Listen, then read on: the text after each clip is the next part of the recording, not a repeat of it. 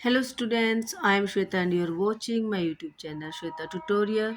So students, today we are going to complete our rest practice of 8th grade and its part is D.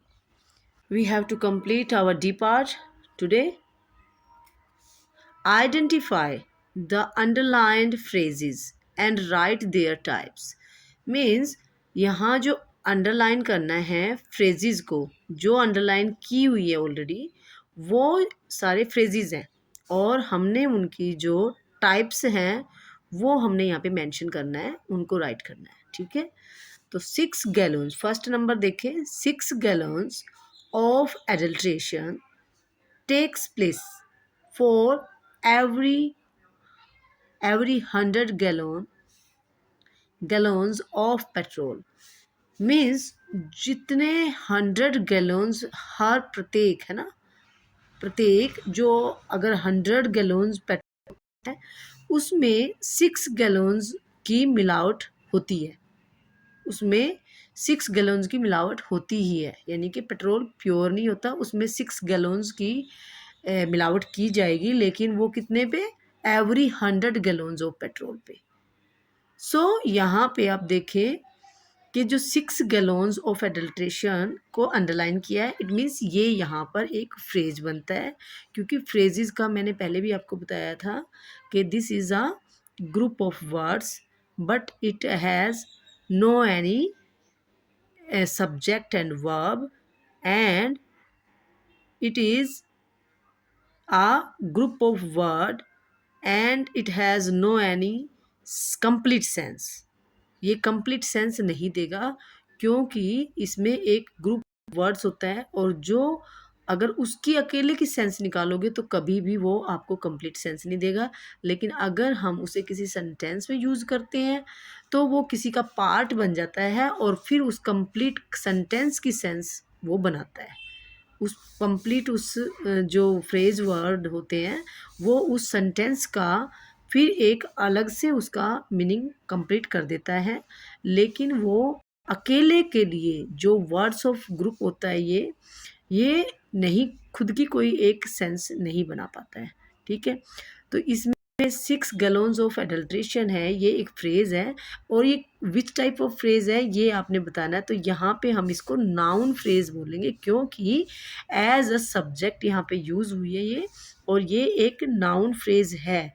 अगर हम देखें कि यहाँ सबसे पहले तो हमें ये पता चलना चाहिए कि नाउन फ्रेज कैसे, क्योंकि जो फर्स्ट में यूज़ होते हैं और वो एज अ सब्जेक्ट यूज़ होता है, और वो क्या होगा, नाउन पीछे भी यूज़ हो सकता है, ऐसा नहीं है, लेकिन यहाँ पे नाउन के 2 टाइप्स में यूज़ हो सकते हैं, noun as a subject and noun as a object.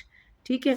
तो यहाँ जो 6 गैलन्स हैं एडल्ट्रेशन, ये जो लिखा हुआ है वर्ड है, ये यहाँ पे बताता है कि जो 100 गैलन्स पेट्रोल के अंदर इसकी इतनी मात्रा की होती है. तो ये एज अ सब्जेक्ट यहाँ यूज, ये नाउन फ्रेज में. नेक्स्ट देखो, the poor people always have to drive a hard bargain. अब पीपल जो होते हैं वो हमेशा कठिन जिंदगी जीते हैं, सौदा करते हैं अपनी जिंदगी में, भी प्रॉब्लम आती हैं, हर्डल्स उनको फेस करना होता है. पुअर पीपल के लिए ज़्यादा हर्डल तो सभी की, लेकिन पुअर पीपल के लिए हो जाता है क्योंकि काफ़ी समझ सकते हैं टर्म होती है, और एक पुअर पीपल के लिए सर्वाइव करना थोड़ा हार्ड होता है. ठीक है. तो poor people always have to drive, हमेशा उसको क्या करना पड़ता है, हैव टू ड्राइव, अपना चलाना होता है हार्ड बार्गेन करके, मतलब कठिन सौदा करके, अपनी ज़िंदगी में कठिनाइयों का, प्रॉब्लम्स का फेस करके. ठीक है. तो यहाँ पे जो हार्ड बार्गेन, यहाँ पे बार्गेन एक होता है कि सौदा करना अपनी ज़िंदगी में, अपना मुसीबतों से क्या बोलते हैं हम, समझौता करना, है ना. लेकिन ये इसको हार्ड जो वर्ड यूज़ किया, आ हार्ड, यहाँ इसने इसकी मॉडिफाई कर दिया क्योंकि ये एक फ्रेज़ बन गया है यहाँ पे, और इसको हम किस में काउंट करेंगे, कौन सी फ्रेज़ की टाइप्स हैं ये यहाँ पे. तो ये हम यहाँ पे बोलेंगे एज अ, ये एडजेक्टिव फ्रेज बोलेंगे इसको, क्योंकि एक इसको एक मॉडिफायर भी बना ये हार्ड वाला, और दूसरा एक एडजेक्टिव का मतलब आपको पता है कि एडजेक्टिव्स में कुछ ऐसे वर्ड्स होते हैं जो, जैसे कि हम colours, black, sweet, red, white, soft, sour, bitter and beautiful, ugly, जिस टाइप के वर्ड्स आप अगर एडजेक्टिव पढ़े होंगे तो उस हिसाब से आप ना इजीली बता सकते हैं एडजेक्टिव वर्ड्स कौन से होते हैं। अगर अकेला हार्ड होता तो ये एडजेक्टिव होता, लेकिन यहाँ पर ये एक ग्रुप ऑफ वर्ड्स बना हुआ है तो ये एडजेक्टिव फ्रेज में काउंट होगा। This is adjective phrase. Next देखिए, these superstars are prized very highly, means ये जो सुपरस्टार्स होते हैं उनकी कीमत कितनी, वेरी हाईली मीन्स बहुत ज़्यादा कीमत होती है उनकी, ठीक है।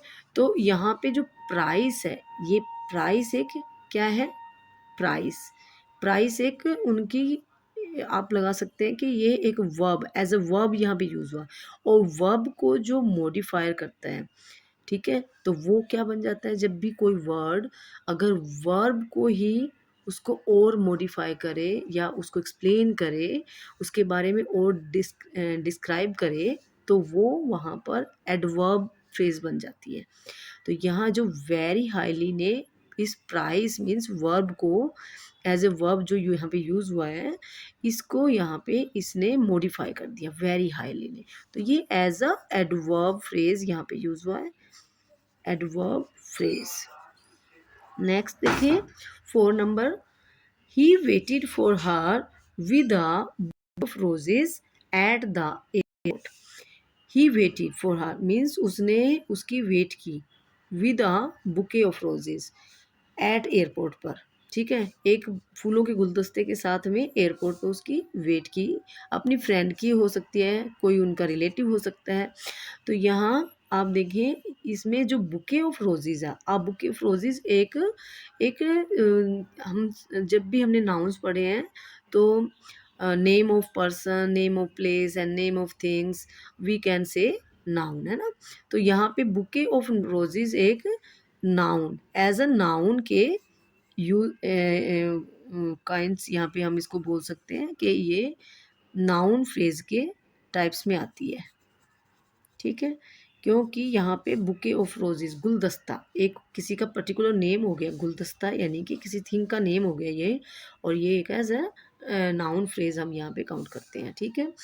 There are in all 5 hurdles in this race, there are in all 5 hurdles in this race, यहाँ पर 5 टोटल कितने 5 हर्डल्स हैं इन दिस रेस, मतलब इस रेस में। तो जो ये रेस है, रेस ओनली अगर हम रेस को देखते हैं तो हम क्या देखेंगे, इस रेस को हम मानेंगे कि एज अ नाउन, है ना, और लेकिन इस नाउन को जो मॉडिफाई किया है इन 2 वर्ड्स ने किया, इन दिस रेस, यहाँ पर 5 टोटल हर्डल्स हैं इन दिस रेस में, तो ये एज अ नाउन फ्रेज यहाँ पे एज अ नाउन फ्रेज है, यहाँ पे इसकी टाइप हम नाउन फ्रेज बोलेंगे, लेकिन एज ए हम बोलेंगे इसको कि जो हमारे सब्जेक्ट होता है और एक होता है हमारा सब्जेक्ट के बाद में ऑब्जेक्ट, तो एज अ ऑब्जेक्ट ये यूज़ हुआ है यहाँ पे, ठीक है।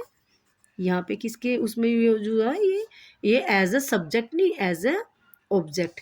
There are in all 5 hurdles in this race, ठीक है, इस रेस में इतनी कितनी 5 हर्डल्स हैं, तो ये एज अ नाउन फ्रेज के हम मानेंगे यहाँ पे, और कहीं पर भी ये सब्जेक्ट के उसमें यूज़ होती है और कई बार ये ऑब्जेक्ट के उसमें यूज़ होती है, ठीक है। तो इसकी फॉर्म नाउन की 2 ही फॉर्म्स में होता है फ्रेज में, या तो as a subject, as a sorry object, तो एज अ सब्जेक्ट और एज ए ऑब्जेक्ट ये नाउन फ्रेज यूज होता है, तो यहाँ पर हम नाउन फ्रेज बोल देंगे इसको, ठीक है। नेक्स्ट देखें, he was talking about living for abroad.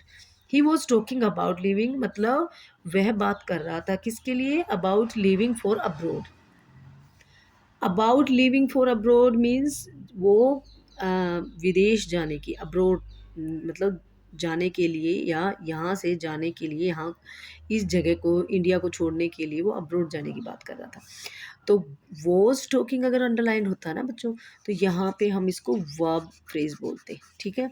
लेकिन यहाँ पे इन्होंने किया अबाउट लिविंग फॉर अब्रॉड का, तो यहाँ आप देखेंगे लिविंग, लिविंग अकेला है ना, यहाँ पे टॉकिंग है वो किसके साथ है, वो हेल्पिंग वर्ब के साथ में है। जब हेल्पिंग वर्ब के साथ में जब मेन वर्ब होती है ना, तो उसको हम वर्ब फ्रेजेस में काउंट करते हैं, ठीक है, उसको वर्ब फ्रेज बोलेंगे।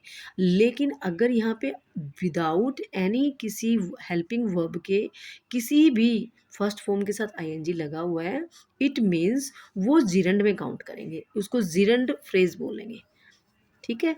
ये जीर एज अ जिरंड फ्रेज यहाँ पे यूज है। ये यहाँ पे कौन सी टाइप है, जिरंड फ्रेज है। नेक्स्ट, आई वॉज लुकिंग का क्या, जैसे हम, मैंने अभी अभी वॉज टॉकिंग हो जाता है ना, तो वो क्या होता है वर्ब फॉर्म, वर्ब फ्रेज हो जाता है, ठीक है। तो यहाँ पे ये हेल्पिंग वर्ब के साथ में फर्स्ट फॉर्म आईएनजी लगा हुआ है, यानी कि मेन वर्ब लुक होती है और उसके साथ आईएनजी लगा हुआ है, और हेल्पिंग वर्ब वॉज है। तो ये अभी अभी मैंने आपको अब रिसेंटली बताया, तो यहाँ पे अब आप इसको क्या बोलेंगे, verb phrase. This is a which type of phrase, this is a verb phrase. So इस सेंटेंस में यहाँ इसको हम वर्ब फ्रेज के उसमें काउंट करते हैं। नेक्स्ट देखिए इसका 8 part, he will be selecting medicine as his speciality. अब यहाँ पे ये इस सेंटेंस की सेंस बनती है कि वह कर रहा होगा अपनी मेडिसिन को सिलेक्ट एज हिज स्पेशलिटी।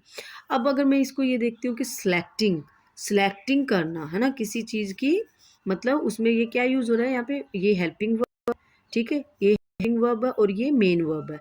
तो ये मेन वर्ब है इसकी सिलेक्टिंग।